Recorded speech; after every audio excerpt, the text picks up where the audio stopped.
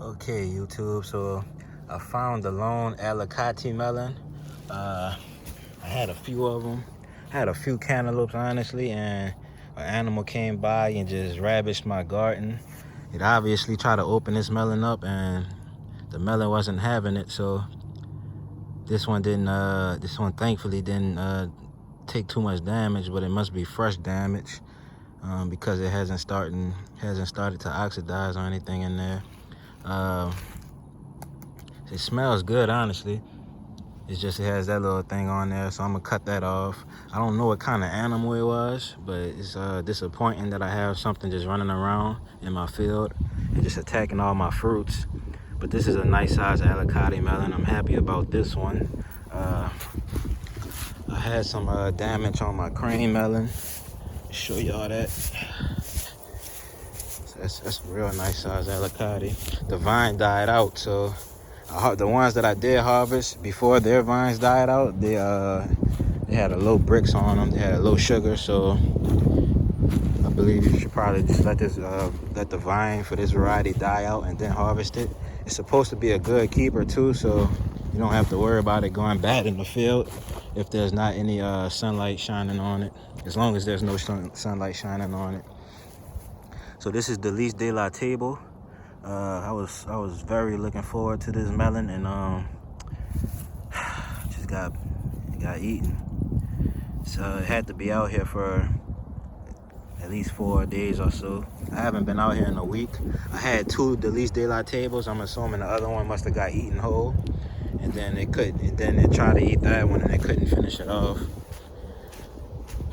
Then I had a crane melon that also got attacked. So this was a crane melon. So I'm glad I was at least able to get one melon, but I basically lost most of what I was expecting to harvest today. I came out here with the intentions of harvesting those exact melons that got eaten. So disappointing. What I have left at this point, if the animal didn't get it or if the cold didn't get to the vine, is these 2 Illiniwek red-seeded watermelons, which are decent sizes. So that's the Alacati next to one of the Illiniweks. And here it is next to another one. Now on this Illiniwek red-seeded watermelon, I noticed that there's some rings on this specific melon here, some rings forming. It doesn't look normal to me. I was wondering if anybody may know what that is. As far as these melons being ripe, I'm gonna leave them on until their vines die out or until this browns out a little more. You can see it's starting to dry up now, so it's definitely red on the inside. I just don't know how red it is. And you can see it on the back of the umbilical right here, and then you can see it right here. So that one's definitely riper than this one, because this one doesn't have much drying on there. There's only small specks that's not too visible on camera. So that's my update for right now, y'all. It's disappointing that I just have something running around in my field and I can't really do much about it because they come out at night.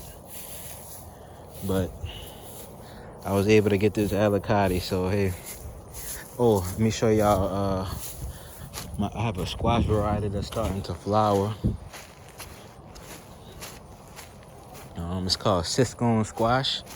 I got it from 2 Seeds in a Pod, heirloom seed company.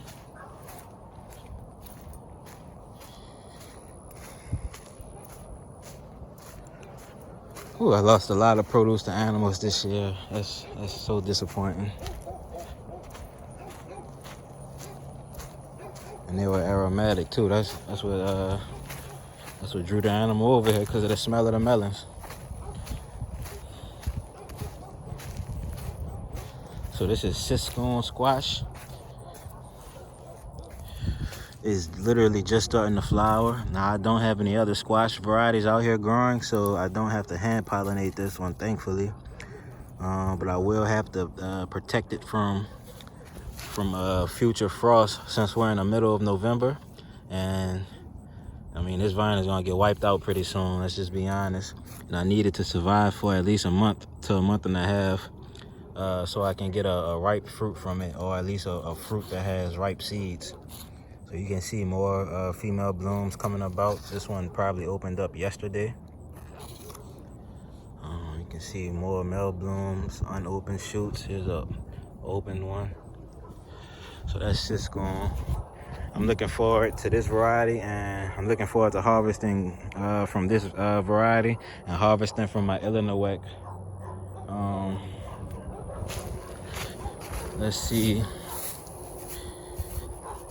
I'm looking forward to harvesting from those before the year ends. Let's check on these citrus trees.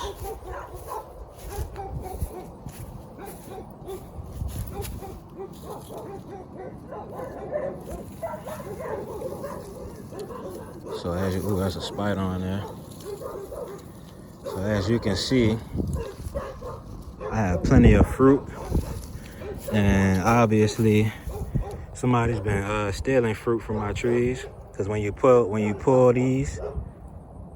brown select Satsumas, or when you pull a Satsuma, it doesn't completely separate. So I'm gonna have to go talk to my family about that, because obviously someone is coming back here pulling my fruit, and I'm not too fond of that. I'm the only one that invests in this garden, so I don't want anybody stealing from me without any permission. I knew that was gonna happen. So I'm competing with animals, and I'm competing with humans for my produce at this point. It's not tolerable.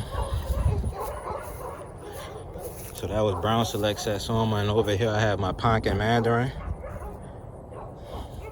And this one also looks like it's missing some fruit. Boy, I tell you, people are savages. My Yijuan watermelon vine died out. This is all that's left of it, so I'm not looking forward to that. All right, y'all, so that's my video. I'm gonna go harvest a couple of well, I don't have my scissors with me. I need them to clip the branches. I need my scissors to clip these branches so I don't pick these fruit how they pick those fruit. They didn't realize that they picked it wrong. I told myself that too. I said, I'm gonna know if somebody stole the fruit, because they don't know that they have to snip this off the branch. All right, y'all. So I'm gonna harvest these off camera. I have some scissors in my car. So I'll go see y'all. I'll see y'all in the next video. All right.